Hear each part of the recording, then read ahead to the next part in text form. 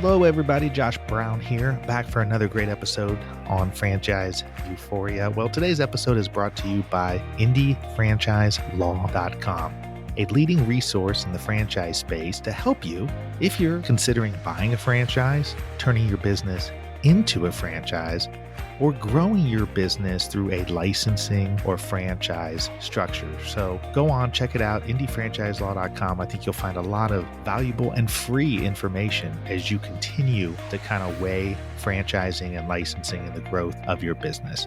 Without further ado, I hope you enjoy today's episode.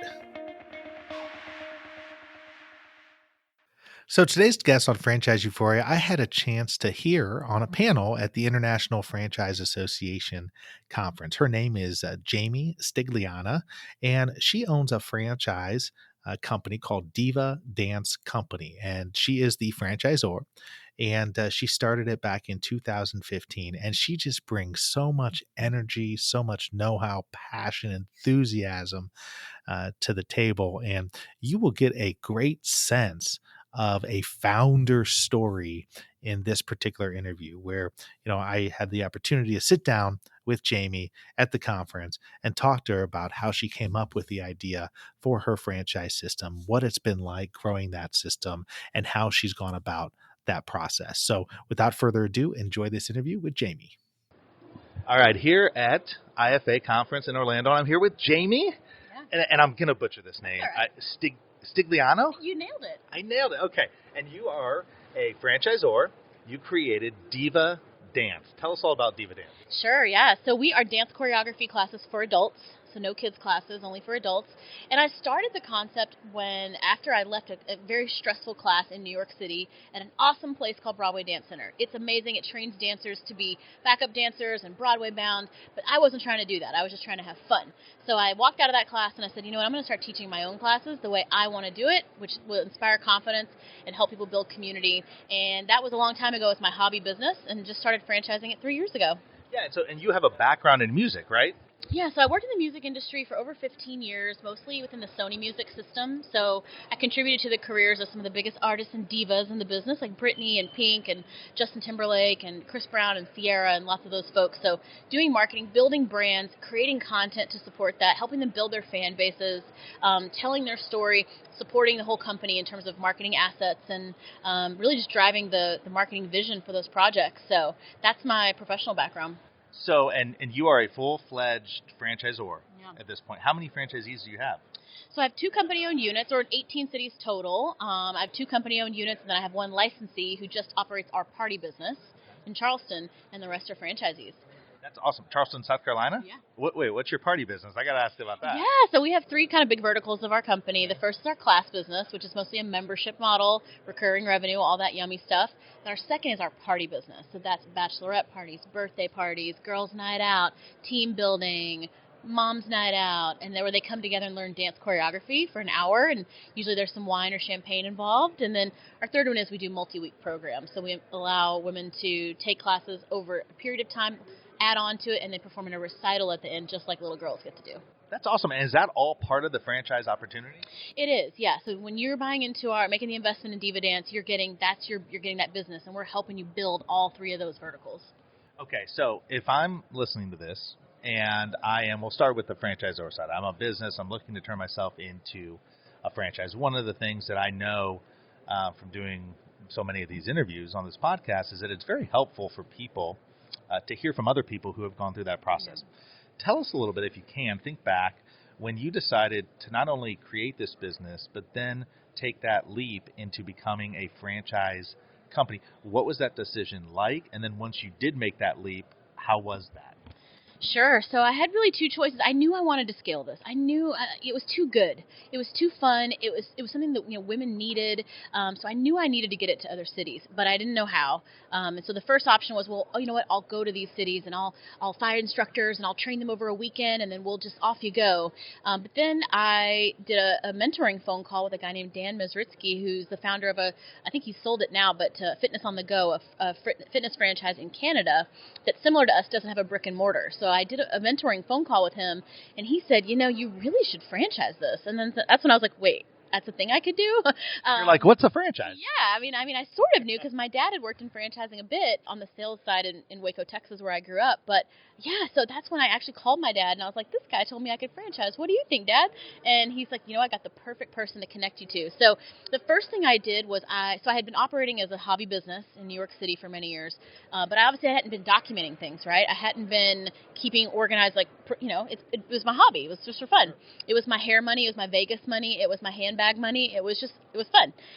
But then so when I decided to franchise, I said, you know what, I need to start another unit in a different market and document every single thing that I'm doing. I need to make a lot of mistakes, so I empowered myself to make mistakes. And I did all this simultaneously with my own money while still consulting in the music industry. So I just took on every consulting client I could possibly find, and any little retainer I could get here and there, I would take it so that I could use that money to build my franchise. So I had to document it by starting a whole new market from scratch. And it was only after I did that one for a year did I feel confident to franchise. Yeah, because you're now operating at that point in 2 different locations, and you realize probably for the first time, like many entrepreneurs do, that going from 1 location to 2 locations is so difficult because you can only be in one place at one time. Absolutely. I actually lived in neither city at the time. My husband had been relocated to San Francisco. So the extra bonus point on that is that I was also learning what it's like to manage them remotely and how to find people on the ground, how to build trust with those folks, how to create systems that they could implement so that I wasn't overly a control freak. So I put in little reporting things. And one of the things I implemented was a thing called a post-class report, because after every class I was texting them saying, how was class, what happened, what'd they say, what'd they do. And I was like, you know what, this is not efficient and it doesn't make sense. So I created, so it just allowed me by running those remotely to identify what are those systems that I'll need to be able to do this. And so let's talk about the franchisees for a couple minutes. So for the franchisees who you're working with now, and for those who could potentially be interested, first of all, who is your ideal sort of franchisee avatar? Who's the ideal type of person you want in your system? Yeah, so I first and foremost, I look for values alignment. Do they want to inspire confidence?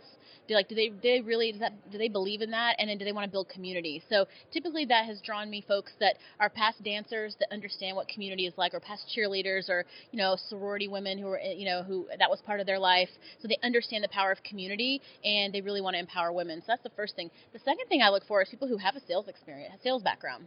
The reason for that is because I think sales is critical to success in life, no matter what it is. But we're a membership model mostly. The foundation of DivaDance is a membership model. So it's very hard for me to partner with folks who aren't, natural sales people, persuasive, confident, and people who are really bought into the mission. So they have to start with the mission in alignment with that. And then I'm really looking for salespeople in any kind of sales experience. But my top performers in my system, they have sales backgrounds, and they've been able to empower their folks on the ground using our tools, but to help them grow that membership base. And so, do you guys operate out of studios, or where are these dance classes and all the other parts of the franchise? Where's for franchisees? Where's it done? So what's exciting about us, and which makes it a much lower investment for folks, is we're not brick and mortar. So I know some people listening to this are like, wait, what do you mean? How do you do that then? So what I would do is challenge you to not think about what I'm doing as a place, but an experience. So what we have done is in our various markets everywhere is we've identified partners who have a space with a floor and a mirror that they're not using at certain times. And we rent from those folks, or we form partnerships where it's more of a barter type of relationship. But for the most part, it's a rental. And folks are eager to rent out their space when they're not using it. And you'd be shocked at how many places have a floor and a mirror, and they have about 800 to 1,000 square feet that's just sitting there. A group fitness room, or in a rec center, Jewish community centers, even children's dance studios that maybe they don't have an adult dance program. We have had really a lot of success with those types of relationships. And again, it's made the investment much lower. And I did that, honestly, in New York City out of necessity, because I had a career in the music industry. I wasn't trying to become a dance studio owner. And so I had to find places to rent from. And it's just worked. And we've created other elements of the experience with lighting, and have a fragrance we spray in the studio to make it smell the same, and our signage and the class format is the same. So the experience is very consistent. So it's been a really fun way to do it. And some people are like, I don't understand, but don't you need to have your own dance studio? And I do have one. I have one flagship in Austin that's my training center, and it's our testing ground to see, like, all right, well, if we did have our own spaces, what would that model look like? Well, it's interesting too because you're not a fitness place, and so I imagine there's a whole lot of people who may, I don't want to say confuse, but conflate the two a little bit. But with every fitness place, obviously there is a retail space, so that's a little bit easier to differentiate. But I'm curious too because for some franchises, they can be side hustles that are also become full-time business depending on it. Did you have that in mind when you created this model? So originally I was thinking to myself, okay, this is a great side business for a woman because it had been my side business. But the bigger we've gotten and the more success we've had, I've realized that it really is a full-time opportunity. And I used to say like, oh, no, part-time is fine. But when you talk to me about my ideal person, it's someone who can do this full-time either right away or we can have a transition plan because the business can be big. It really is. It's really exciting. And especially because we don't have brick and mortar, the way I've structured the territories empowers our partners to expand within their market to different neighborhoods. And that scoops up more members, women who, they don't want to travel 30 minutes to take your class. So we've been able to scoop up people in other neighborhoods by creatively doing our territory where it's more so based on population and it's not just a rigid, like, you get this city or you get this, it makes sense based on the neighborhoods they want to operate in. So that's allowed us to grow faster. Well, I love your branding. I've seen it firsthand. DivaDance and everything else that goes along with it. So that is very well done. Very, very good job on that. You clearly know who your market is. You clearly know who you're serving. So you are light years ahead of a lot of franchise brands. So congratulations on that. Thank you. Jamie, if somebody wants to learn more about DivaDance, learn more about you, find you, what is the best place for them to go? Yeah, the best place would be my website, divaдаncefranchise.com. That's going to give you a page that gives you lots of scoop on what the opportunity is. But even more colorful would be our Instagram, which is at DivaDanceFranchise. On there, you're going to see a lot of stories from me visiting markets, from me training our new partners, to client testimonials. It's the real, day-to-day of what it's like to be a boss babe with DivaDance. Boss babe, I love it. Thank you so much for coming on. I can say this with certainty. You already have success, but you're going to continue to have great success. Thank you so much for sharing. Thank you for the opportunity. I really appreciate it. Thank you so much for tuning in for another episode of Franchise Euphoria. If you enjoyed this episode or have enjoyed the podcast in general, I would really appreciate it if you could go to iTunes and leave me a rating and review. It really helps to get this podcast out to more and more people. So the easy way to do it is go to iTunes and in the search box, put in Franchise Euphoria. You will then see my cover art and you click on my smiling face that says Franchise Euphoria and then click on the link that says ratings and reviews. It's that simple, but boy, oh boy, does it mean the world to me when people leave ratings and reviews. And like I said, it really helps get the show out there. Once again, would love it if you would go to iTunes and leave a rating and review if you enjoyed this episode or other episodes of the show. And until the next time, happy franchising.